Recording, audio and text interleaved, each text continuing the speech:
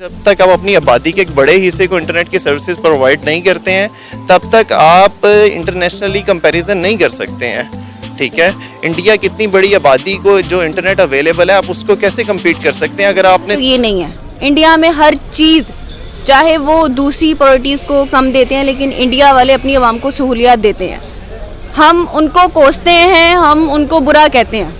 उनको अगर इंडिया की बात करूँ, वो लोग बड़े सस्ते वाईफाई प्लान्स दे रहे हैं, इंटरनेट प्लान्स दे रहे हैं। पाकिस्तान में उतने सस्ते इंटरनेट प्लान्स हमें मिलते नहीं हैं। पहले हमारी तवज्जो नहीं जाती थी, लेकिन कोविड के बाद अब ये समझ आता है कि नहीं, महंगाई है इस मामले में भी। जय हिंद दोस्तों, भारत 5G टेक्नोलॉजी के मामले में कई फील्डों में चाइना और अमेरिका जैसे देशों से भी आगे हो चुका है और अब हाल ही में भारत सरकार की तरफ से एक ऐसी घोषणा की गई है जिसे सुनकर आपको ये बात क्लियर हो जाएगी कि आने वाले समय में जो हमारा टेलीकॉम सेक्टर है वो और भी ज्यादा इम्प्रूव हो जाएगा।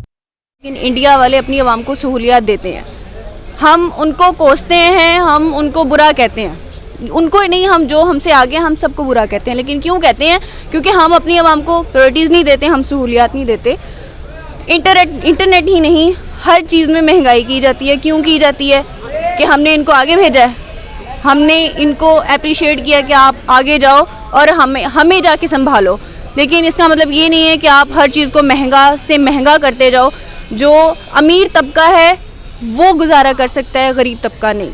आप अगर इंटरनेट में थोड़ी सी कमी कर दोगे तो शायद थोड़ी सी हेल्प होगी, लेकिन सिर्फ इंटरनेट में ही नहीं, हर चीज़ में आपको हमें सहूलियत पाकिस्तान। तो अगर हमारे यहाँ पे इंटरनेट के रेट्स को भी कम कर दिया जाएगा एज़ पर इंडिया, क्योंकि मैं खुद वहाँ विजिट करके आई हूँ, अगर मैं वहाँ 50 रुपीज़ का बैलेंस भी कराती हूँ ना तो वो मेरा पूरा मंथ चल जाता है। मैं चाहे उसमें जितना मर्जी इंटरनेट यूज़ करूँ, उसके पैकेजेस इतने सस्ते हैं। तो अगर यहाँ पर भी इस तरह जी हर चीज़ में बहुत ज़्यादा उन्होंने किया, और अगर यहाँ पर भी इस तरह इंटरनेट के पैकेजेस कम कर दिए जाएंगे और इसमें एटलीस्ट टैक्स नहीं काटा जाएगा तो हमारी यूथ को सबसे ज़्यादा बेनिफिट है, हमारे पाकिस्तान की इंडस्ट्री को बहुत बड़ा बेनिफिट है कि हम इस तरह घर बैठे ही बहुत सारे मसले जो हैं वो सॉल्व कर लिया करेंगे। और अब दरअसल भारत सरकार साल 2023 में 20,000 नए 4G टावर लगाने के लिए 26,000 करोड़ रुपए का निवेश BSNL कंपनी में करने जा रही है। अब यहाँ पर आप ये सोच रहे होंगे कि देश में 5G टेक्नोलॉजी आ चुकी है और 5G टेक्नोलॉजी पर इतनी तेजी से काम चल रहा है, देश भर में 5G टेक्नोलॉजी फैल रही है, तो आखिरकार भारत सरकार 4G टेक्नोलॉजी पर इतना ज्यादा पैसा व्यर्थ क्यों कर रही है? तो देखो, आज भारत 5G टावर के इंस्टॉलेशन के मामले में चाइना और अमेरिका जैसे देशों से भी आगे आ चुका है और भारत में इन देशों से कहीं ज्यादा स्पीड से शहरों में 5G टावर लगाए जा रहे हैं। लेकिन आज भी भारत में कई ऐसे ग्रामीण और पिछड़े हुए इलाके हैं जहां पर इंटरनेट की सुविधा अभी तक उपलब्ध नहीं है, और अगर खासकर हम बात करें नॉर्थ ईस्ट के इलाके की तो वहां पर इंटरनेट की बहुत ही ज्यादा समस्या है, और इसीलिए भारत सरकार 26,000 करोड़ रुपए का निवेश कर रही है BSNL कंपनी में 20,000 नए 4G टावर लगाने के लिए। ये सारा का सारा पैसा सरकार साल 2023 में ही खर्च करने वाली है और इस पैसे का उपयोग करके ग्रामीण और पिछड़े हुए इलाकों में 20,000 नए 4G टावर लगाए जाएंगे कि इस 4G टेक्नोलॉजी की वजह से भारत सरकार को बहुत सारा फायदा होने वाला है। भारत सरकार ये चाहती है कि कुछ भी करके भारत के एक एक कोने तक इंटरनेट पहुंचाया जा सके और पूरे भारत को इंटरनेट की सुविधा से कनेक्ट किया जा सके, और इसकी वजह से भारत सरकार को और भारत को कई फायदे होते हैं। भारत सुरक्षित भी होता है। चाइना जैसे देश हमारे बॉर्डर पर क्या कर रहे हैं ये बात हम तक तुरंत पहुँच जाती है और भारत तुरंत उस पर एक्शन ले पाता है। तो ऐसे में अगर भारत सरकार 4G टेक्नोलॉजी को छोड़कर 5G टेक्नोलॉजी पर स्विच होती है और उस पर काम करती है तो इसके भारत सरकार को कई फायदे तो होंगे, लेकिन फिलहाल भारत सरकार को कई नुकसान भी होंगे, क्योंकि 5G टेक्नोलॉजी अभी भी 4G टेक्नोलॉजी के मामले में बहुत ही ज्यादा महंगी है और यहाँ पर भारत सरकार को बहुत सारा पैसा खर्च करना पड़ेगा लोगों तक इंटरनेट को पहुँचाने के लिए। साथ ही साथ अभी भी इसको पूरे भारत में इंस्टॉल कर पाने में बहुत ही ज्यादा टाइम लग रहा है, क्योंकि 5G टेक्नोलॉजी के अभी भी बहुत सारे उपकरण ऐसे हैं जो कि भारत में डेवलप नहीं हो पाते और इन्हें हमें दूसरे देशों से इंपोर्ट करना पड़ता है और ये महंगे दामों पर आते हैं। तीसरी बात यह भी है कि भले ही 5G टेक्नोलॉजी को पूरी तरह से भारत में ही निर्मित किया गया है, लेकिन अभी भी इसमें विदेशों की मदद ली गई थी और इसे हम पूर्णतः स्वदेशी टेक्नोलॉजी नहीं कह सकते। तो कुल मिलाकर भारत सरकार पूरे भारत को जल्दी से जल्दी इंटरनेट से कनेक्ट करना चाहती है और 5G टेक्नोलॉजी में अभी भी बहुत सारा टाइम लग रहा है। 4G टेक्नोलॉजी का एक फायदा भारत सरकार को यहाँ पर यह भी होगा कि क्योंकि 4G टेक्नोलॉजी 5G के मुकाबले पूर्णतः स्वदेशी है, तो ऐसे में जो चाइना जैसे देश हैं वो हमारे सर्वर पर अटैक करेंगे और हमारे देश की जो परिस्थिति है, हमारे देश में क्या चल रहा है, हमारे देश में हैकिंग करने की कोशिश करेंगे, तो यहाँ पर भी उनके लिए बहुत ही ज्यादा कठिनाई हो जाएगी। और देश भर में किस मुद्दे पर क्या बातचीत चल रही है, कौन सी प्लानिंग चल रही है, ये जान पाना चाइना के लिए और भी ज्यादा मुश्किल हो जाएगा। तो कुल मिलाकर जब तक 5G टेक्नोलॉजी बहुत ही ज्यादा सस्ती नहीं हो जाती, बहुत ही ज्यादा आसान नहीं हो जाती और पूर्णतः स्वदेशी नहीं हो जाती, तब तक भारत सरकार को पूरे भारत को इंटरनेट से कनेक्ट करने के लिए 4G टेक्नोलॉजी एक बहुत ही अच्छी टेक्नोलॉजी है। और BSNL के पहले से ही पूरे भारत में टावर तो इंस्टॉल हैं, लेकिन BSNL की जो सर्विस है वो बहुत ही ज्यादा कमजोर है और इसीलिए यहाँ पर भारत सरकार टावर की भी मात्रा को बढ़ाएगी और साथ ही साथ जो BSNL की कनेक्टिविटी है उसको भी इम्प्रूव करेगी, जिसकी वजह से BSNL की मदद से ज्यादा तेज इंटरनेट लोगों तक पहुँच सके।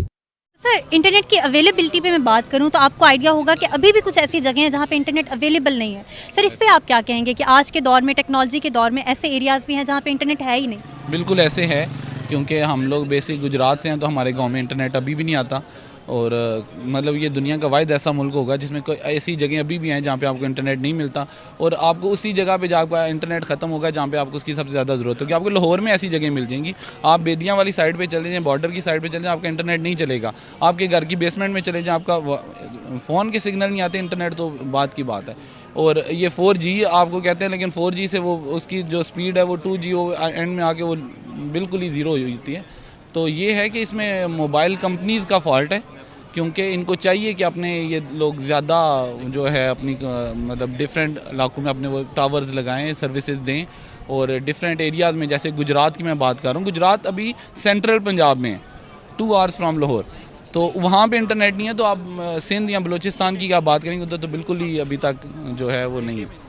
हाँ जी, लोगों का टैलेंट देखा जाए तो मतलब वो लोग हमसे कई ज़्यादा टैलेंटेड है और उन लोगों का मतलब वो वर्ल्ड में उन लोगों का मेडिकल मेडिसिन उनके फेमस है, जो डॉक्टर्स है उनके हमसे कई ज़्यादा है। जितने हमारी आबादी उनके डॉक्टर टॉप पर है, वहाँ पर सबसे बड़ी इलाज भी वहाँ पर किया जाते हैं। दूसरी बात, अगर आप इंटरनेट के करते हो या इन फैसिलिटीज़ के करते हो तो वो उन लोगों के साथ मतलब उनका जो आवाम है, जो उनका पॉपुलेशन है आवाम और जो उनका गवर्नमेंट है वो उनके साथ मतलब सही जा रहे हैं। स्पेशली उनका देखा जाए तो वहाँ पर एक्टर भी ज़्यादा है, वहाँ पर पैसे वाली भी बहुत ज़्यादा है जो इन्वेस्ट करते हैं अपने कंट्री में। हमारे यहाँ ये चीज़ बहुत कम है। बिल्कुल इसी तरह ही है। देखिए आजकल अगर हम देखें ना, डेटा बैलेंस चेक करें या फिर वाईफाई के ज़रिए जो हमारे मतलब नेट फैसिलिटीज़ हैं वो सारे जो हैं मतलब काफ़ी महंगे हो गए, एक्सपेंसिव हो गए। अगर आप देखें कार्ड वगैरह डलवाते हैं, चार्जेस काफ़ी ज़्यादा हो गए, टैक्स लग गए हैं। और दूसरी चीज़ आपने इंडिया की बात की, इंडिया में आप देखें जो आजकल वो ऐड बना रहे हैं, फॉर एग्जांपल लेस की कंपनी उठा ले, वो जो पैकेट बेच रहे हैं उसके साथ में 2 GB इंटरनेट भी दे रहे हैं। तो मतलब वो अपने आवाम को फैसिलिटीज़ दे रहे हैं। इसी आप जिस तरह आपने कहा कि फ्रीलांसिंग के ज़रिए, तो हमारा जो तबका है वो काफ़ी पीछे है इन चीज़ों से। एक तो अफोर्ड नहीं कर सकते इतना ज़्यादा नेट वगैरह, तो फिर वो जो फ्रीलांसिंग है उस ज़रिए से इंडिया काफ़ी तरक्की कर रहा है। मतलब उनके आवाम को एक कमाने का एक सोर्स मिल रहा है, लेकिन हमारे स्टूडेंट्स काफ़ी इस चीज़ से मतलब काफ़ी दूर भी है। खैर, भारत सरकार के इस निवेश पर आपकी क्या प्रतिक्रिया है, आप वो हमें नीचे कमेंट में जरूर बताएं। और अगर आपको ये वीडियो अच्छी लगी है तो प्लीज़ इस चैनल को सब्सक्राइब करके बेल आइकन जरूर दबाएं। तो मिलेंगे एक नई वीडियो में, तब तक के लिए जय हिंद, वंदे मातरम।